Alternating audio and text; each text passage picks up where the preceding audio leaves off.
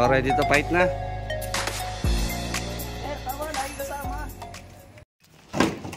Good morning mga katropa. Andito na tayo sa job site.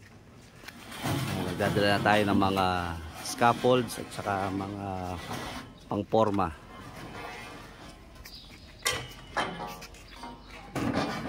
Dahan-dahan lang ha.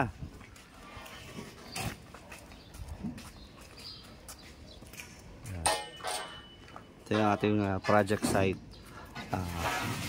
Maging project kasi natin is construction of extension ng bahay.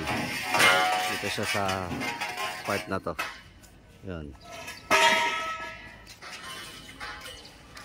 Tapos magkakaroon din tayo ng bakod dito sa harap hanggang dun sa zebra stripes.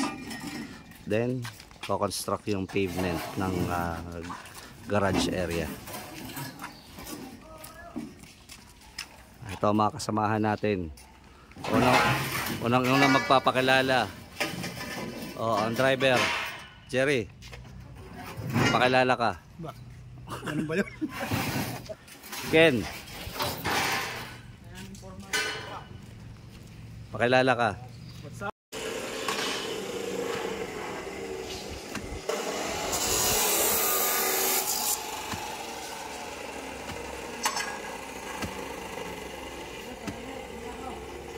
Good afternoon katropa. Sisimula na maghukay.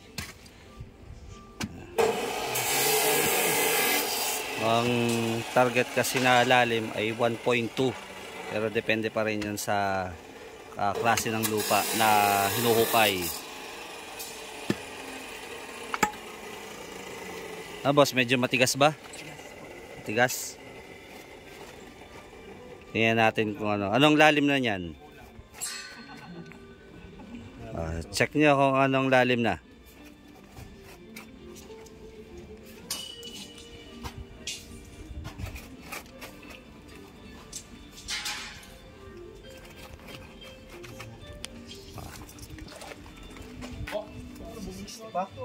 Ilan? 60 po. 60. So, tingnan natin kung kung hanggang saan yung magiging katigasan.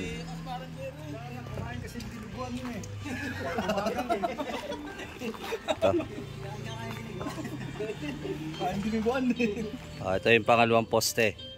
60 na rin ba yan? Nomer? 60 na rin? Check nyo din ang ang lapad ha. Baka habang lumalalim ay kumikipot. Yung pangalawang poste. So dito kasi sa mismo extension, 4 na poste ang itatayo. So nakakadalawang pundasyon na. Ayun mga katropa, sinek natin yung lalim ng foundation ng ating ginagawang extension ng bahay. Nasa excavation works pa lang tayo. As per design, nakalagay is 1.2 meters ang depth ng footing. Pero nakadepende pa rin yun kung halimbawa nakuha na in a certain depth yung katigasan. Yung 1.2 ay assumed yun na depth ng footing. Yan kasi mga factors na sine-check bago maglagay ng footing. Una, sa actual, kung ano yung klase ng lupa na makikita. Then yung as per design kasi, i-assume yung soil bearing capacity na kung tinatawag.